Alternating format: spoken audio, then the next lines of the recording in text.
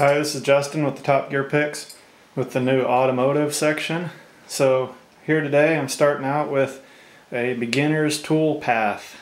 What I'm trying to do is show you some of the best bang for the buck tools that you're going to use. Kind of give you something to start out with for doing the most you can for yourself without having to rebuy as you add on to the set.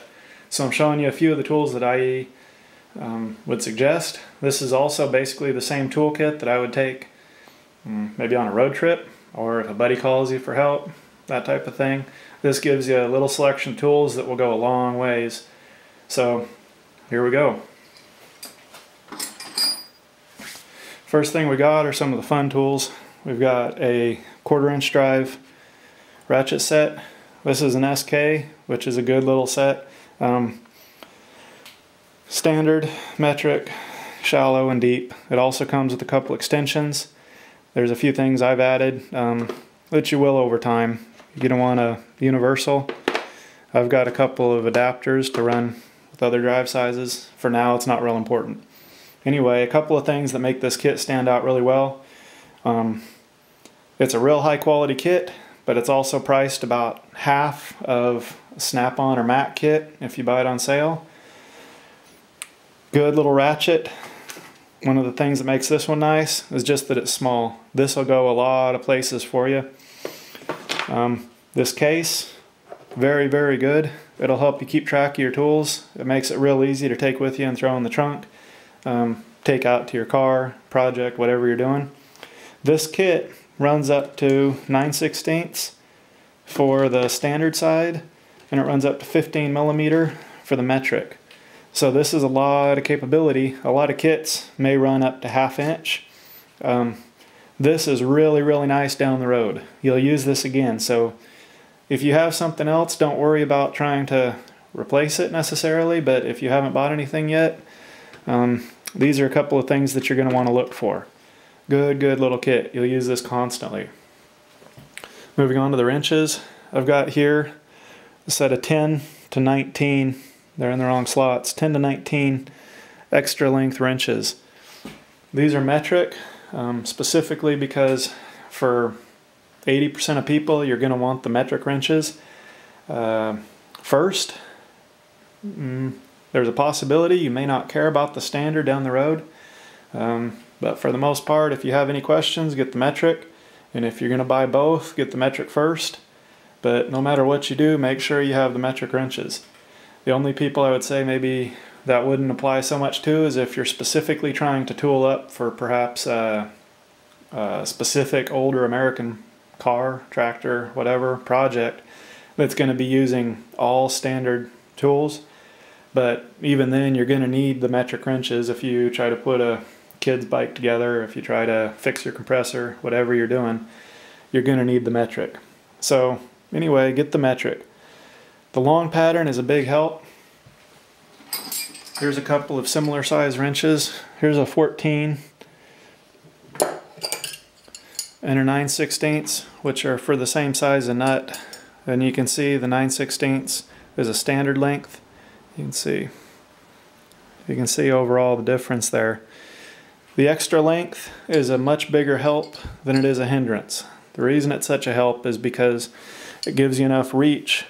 Even when you can't be in a spot, the wrench can. So don't worry about the length being a hindrance. 99% of the time this will help you more than it'll hurt you. I'm telling you that the metric is important. There's another trick here. A lot of the metric sizes can be used on standard size bolts. There's a few of them in particular. We've got the 12mm and the 1/2. These are about 5/1000th difference on the jaw size. So no real issue from using those. The 14mm and the 9/16 are, for all intents and purposes, identical. The 16, I believe, works as a 5/8. I don't remember. It's a little bit sloppy, so it's not that great a fit. The 19 is a 3/4 inch, pretty much identical. So once again, the common sizes of standard you'll be able to hit with your metric wrenches with no issues whatsoever. It's basically the same wrench. I've got screwdrivers here. You don't need a huge set of screwdrivers. You do want to put some money into them.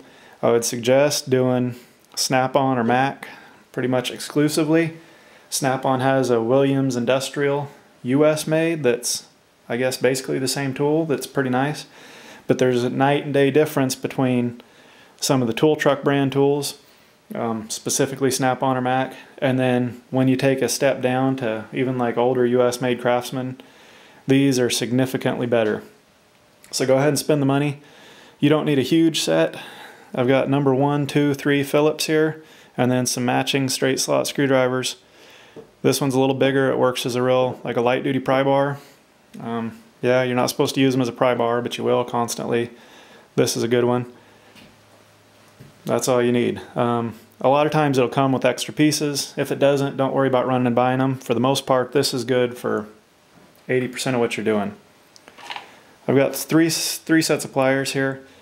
These are picked out specifically. Don't go run and buy a 4-piece plier set because most of them you won't like. I'll show you some of the features, what makes these different. These are a 12-inch slip jaw. Some places, some people call them like a radiator plier, water pump plier, hose pliers. But anyway, these give you quite a bit of ability. You can, I don't do it, but you can use these on like a water pump hose, trying to break it free. Sometimes the hoses will seize up. But a lot of these that you find will have straight jaws. You see how these are curved right here? This is better, at least for automotive stuff, for 99% of what you're going to be doing. So this is a 12-inch pair. This is a good size. Don't worry about getting 8, 10, and 12-inch. Just get these. This is a extended reach needle nose. These are Mac. These were real tough tools. I managed to mess them up the other day. But these are quite good. You'll use these for picking stuff up. Maybe grabbing on a wiring harness that's in a tight spot, picking up a nut that you drop down in a hole. These also, they have quite a bit of bite to them. You'll use these with 2 hands on brake springs, on drum brakes. These are good little tools. You still have the use of the needle nose. You don't really need short ones. You don't really need the extra long ones. You don't need the 45 degree. For the most part, these are good. A good pair of side cutters. These are Knipex. You can't hardly go wrong with these guys. This is all you need. This works for cutting battery cable or cutting out wire. Nice little tool. Lastly, takeaway to find some of your problems. This is a multimeter. This one's specifically from automotive stuff. This is old as dirt, but it works. You can get these. This is probably, I want to say maybe a $180 unit at this point. You can get $10 unit. That's fine. Just make sure it reads volts and ohms so you can diagnose some of your stuff. If for some reason you can't do that, at the very least, get a good little test light. This is a Snap-on. They seem to have a little higher impedance. If you're buying a test light, get a good one, and they don't need to be large. The small ones fit just fine. They work the same, but these will fit in a dash or something. You'll be glad you had the smaller one. Anyway, that's it for the beginning tool review. This is also about the same kit as I take on a trip, like I said, as a tool module. Real easy way to take a few tools and have a whole lot of capability. So next up, we'll go ahead and we'll add to this. So that's it for now. Enjoy your day.